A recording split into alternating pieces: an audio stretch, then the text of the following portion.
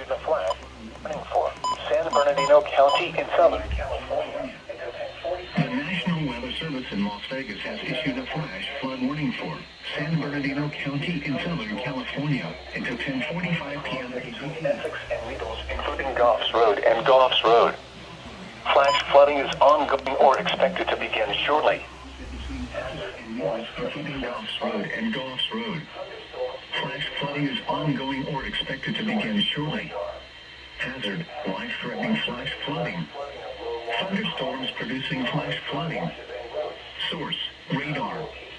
Impact, life-threatening flash flooding of low-water crossings, normally dry washes and roads.